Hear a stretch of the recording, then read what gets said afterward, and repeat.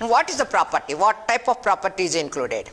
Self-acquired property, property obtained through the wills, or inherited property, gifted property, or any property purchased, Sridhana, all these properties. There is no differences. All the property will be considered as only one property, and this section 15, subsection 1 will apply to all these properties.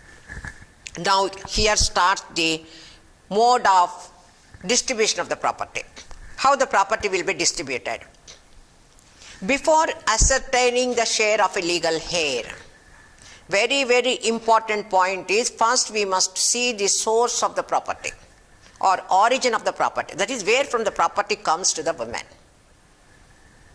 For the purpose of the succession, the property has been divided into 3 categories. Property inherited from father or mother. This is one type of category of property. Property derived from father or mother.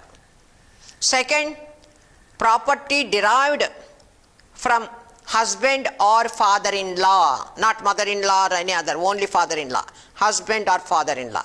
In the first category, it is a father or mother. Here it is husband or father-in-law. And third is self-acquired property, or acquired in any manner, which means on her self-acquired property 1, and inherited from any other relative, not from father, not from mother, not from husband, not from father-in-law. Inherited property from mother-in-law, inherited property from any other relative on her side, or somebody gifted property, all those property comes under this category.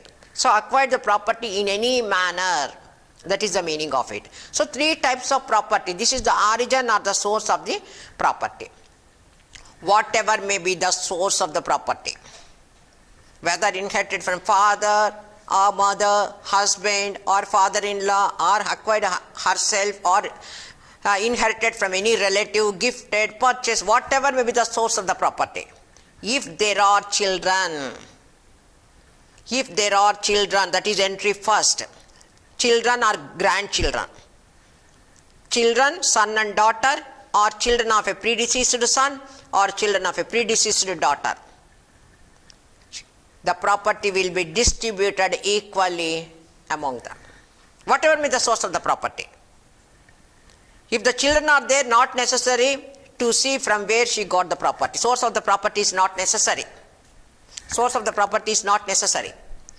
If there are children, from wherever she acquired the property, in any manner, the property will be distributed equally to the children. Suppose if there are children, predeceased, son is the predeceased to their children. So son, children and grandchildren. But in the absence of the children, subsection 2 of section 15 applies. In the absence of the children, if there are no children, no grandchildren, no children, no grandchildren, then subsection 2 of section 15 applies. Then you have to see the source of the property, from where she inherited, is very important. If there are children, not necessary. From wherever she inherited, the property will be divided equally among the children. But the problem comes only when there are no children. Then the source of the property is very important. Thus, this subsection 2 of section 15 is an exception to the general rule of subsection 1 of section 15. This is an exception. What is the exception? We'll see. We'll look into the subsection 2 of section 15. Class A.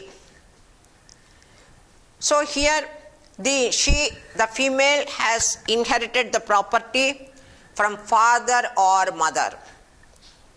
Father or, be careful, not and.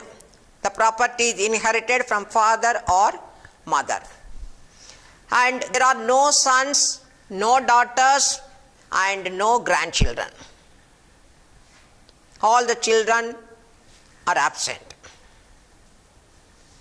including the children of the predeceased son or predeceased daughter. Then it shall devolve upon the heirs of the father. There is also a discrimination. What is the discrimination? She is inheriting a property from the mother. She is inheriting a property from the mother.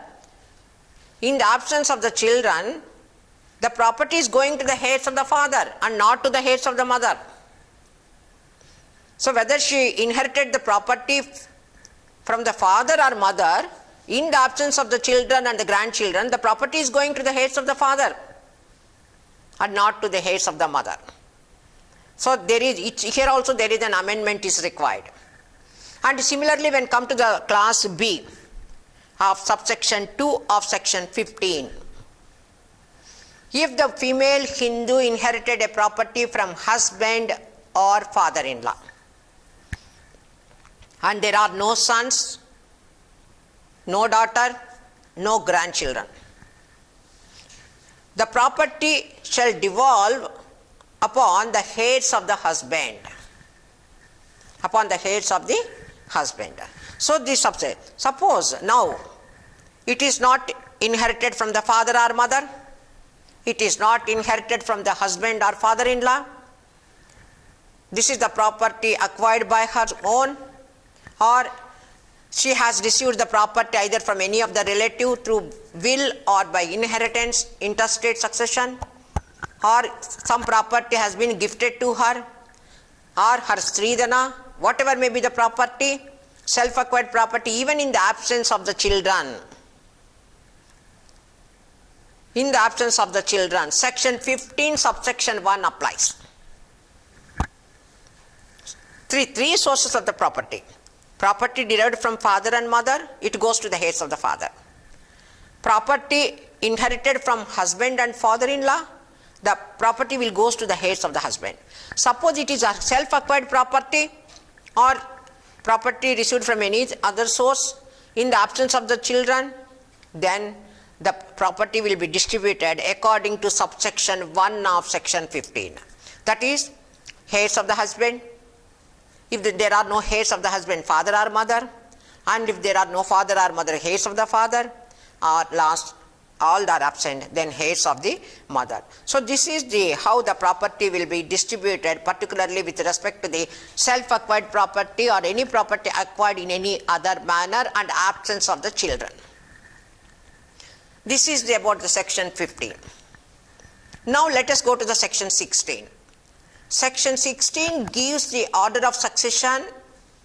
We have seen who are the heirs, and we have seen the order of the source of property or the origin of the property, who are the heirs entitled, what are their qualification. These are all general rules or the provisions incorporated in section 15.